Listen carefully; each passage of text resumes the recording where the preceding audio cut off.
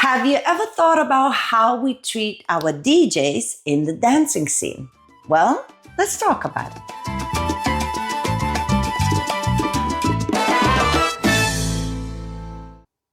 Hello, my beautiful subscribers. Rasa the dancer is here. And today I would really like to talk about our DJs.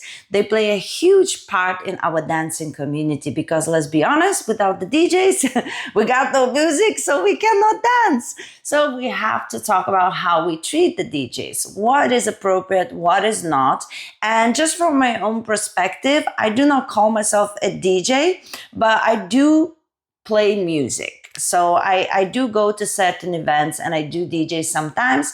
But for me, a DJ is somebody who actually spends most of their time DJing and really focused on it, perfecting the skill of not just playing music, but knowing the equipment and the technology. Because as a DJ, me personally, I can play music. I know all of the songs. I know great music that people love to dance to. And that's why some people want me to play music. But for me, a DJ is also somebody who, if something's wrong with the equipment, they can figure it out what it is. They know the system around them. They are very good at reading the floor. They're good in the moment. If something goes wrong, they recover very quickly. It's a completely different experience and skill set that I think in order to be called a DJ, you should have.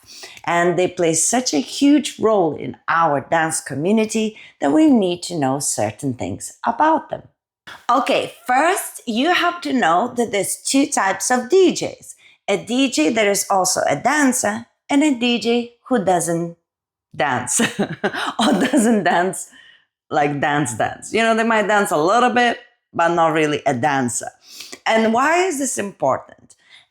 People tend to really, if they know that the DJ who's playing music isn't actually dancer or a dance teacher or a good dancer or whatever, they tend to want to dance with that person even though they're DJing. So they will come up to the DJ and say, would you like to dance? Now, if they know that the person doesn't dance and they know them just as a DJ, they won't do that. So that DJ gets to really focus on setting up the mood of the night and really pay attention to every single detail and, do their thing. But the person who is a dancer, now people are asking them to dance and they feel obliged to go and dance with them sometimes. And sometimes, if they really still not ready, they're setting up or whatever, they will say no. But imagine you have to dance with somebody and then halfway through, you're going to have to come back to change the song and whatever. And then you're not really paying attention to the room as much if you're doing it all the time. Now, if it's like one or maybe two here and there, it's okay. But if it's all the time, how do you expect the DJ to actually do a good job? So you have to really make sure you understand that if the DJ is a dancer and you want to dance with them, you have to understand that they are DJing now. So you have to treat them as if they're not really dancers. They just DJs because they have a completely different job to do. Now, some DJs who are dancers, they've been doing it for a really long time. They know ins and outs. And sometimes they, if they are in a specific night, like it depends on circumstances, they might go down and ask some people to dance, go up, play music, go down, dance with somebody or whatever. But that should be their choice. They shouldn't be obliged to it because you don't know if they are ready to go dance or not. So that's the first thing that I think is super important to recognize, that there's two types of DJs, but in the end of the day, at the time when you're looking at them, they're DJing. If they want to come down and dance, they'll do that. But if they're not doing that, to come and ask them for a dance, you can, but you have to know that person and you have to give them an opportunity to say, if you will want to dance, I'm here, but you cannot say, shall we dance now? That's kind of not how it should work. Okay, now that I kind of told you not to ask DJs to dance unless there's a clear indication you should, let me explain you why. what it entails to actually DJ. So first, the DJ needs to set up. They're setting up their computers, their programs, their, sets or whatever, microphones, whatever. As they set up and the night starts and when they need to start DJing, sometimes they're taking over after another DJ. So the whole, they need to change the wiring sometimes, make sure everything's working, whatever. It's a stressful moment because you want it to be a smooth transition. As they transition or they're setting up the first time, whatever it is, once they start playing music, you basically have more or less a core idea of what you're going to play. But then you cannot just put a playlist on because you don't know who's going to turn up. So a great DJ is actually watching the dance floor. Who's dancing? How many people dancing? To what kind of songs when he's playing or she's playing, right? So when the DJ is playing music, they're like, oh, they haven't responded to this, so I shouldn't play that next track. I should play another track. Now, what do you think happens when they're dancing? They cannot see how many people actually are enjoying having a good time and whether they should play this track or that track next. Now, what we can do sometimes as DJs is set up one song and then make sure that it plays into another song. But a lot of the times we would like to watch in case when we're playing, if it doesn't work with the music, we can change. Now, also, another part, as a DJ, we accumulate so much music, we don't remember every single song.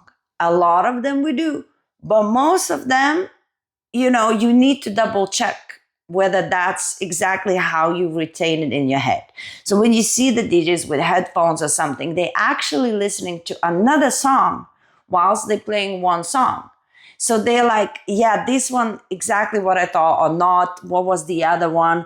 They're searching for that track that would match the vibe of the track that they've chosen to make sure that it's not just random songs one after another. There's seemingly transitions, goes up and goes down and whatever. So they have to do that as well. Think ahead of what they're going to do. And then at the same time, you have to, every DJ has its own idea. Some DJs like to, build the night up and down. Some DJs like to go up and then down. Some DJs like to, mix it up, have different vibes and different flavors. So in order to do that, they have to find the timing in the night when it's appropriate to do. So all of that is happening. And then also there will be somebody who comes with a request. Now you have to think, if I'm going to accept the request, where would it be suitable for me to put that track in? All of that is constantly happening in their head. And at the same time, they have their programs, their equipment, and they're making sure that they're not pressing the wrong button. And some DJs likes to do some mixing. So that entails even more.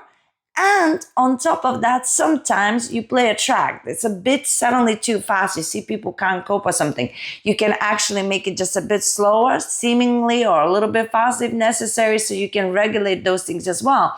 Not every track volume is the same. Sometimes the way you download tracks, they might have different volume.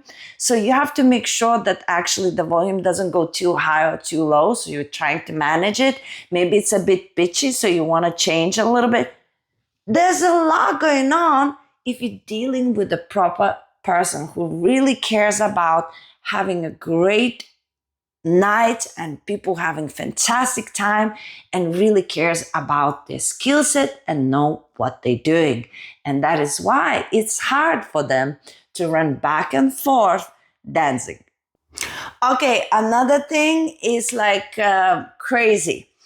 DJs need tables in order to put their equipment so they could do their DJing, yes?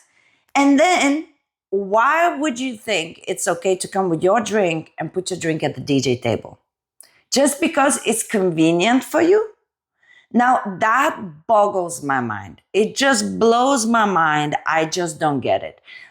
The DJs put their drinks on the table because they're DJing usually 2 hours, 3 hours in a row. Where they're going to put their drink? Of course, on their table. But that doesn't give you any right to come and think that you can use that table.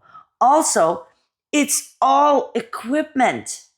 One little moment that goes wrong and it spills on the equipment, the whole night is ruined because there's no music left. So that's my biggest one, I think. Guys, we have to make sure that if it's the DJ's table and you see, like, I don't know, people like wanting to put a drink or something, just guide them. Say, oh, just take it to another table. Just do the service for the DJ. We try to, but we're so busy sometimes we miss it. But just don't use the DJ's table in general. If you're not part of the DJ crew, just assume it's not okay. Thank you for watching. We really don't talk about the DJs enough, I don't think. So I really hope that in this video, it opened your mind a little bit more to what actually is going on and what is appropriate and what is not appropriate to do with our lovely DJs. And of course, if you know some other things that you think I missed out that people should know about the DJs, what is respectful, what is not, that's what the comments are there for. And if you're a DJ, that's even better. Leave a comment. Let us know if we missed something that some people should definitely not do or something they should definitely do. I can't wait to read your comments. And of course, guys, if you haven't subscribed yet to the channel, this is your chance. Hit the subscribe. Hit the subscribe. Give us a like, and I'm gonna leave you here with other videos how to act on the dance floor. Check them out, and I'll see you soon.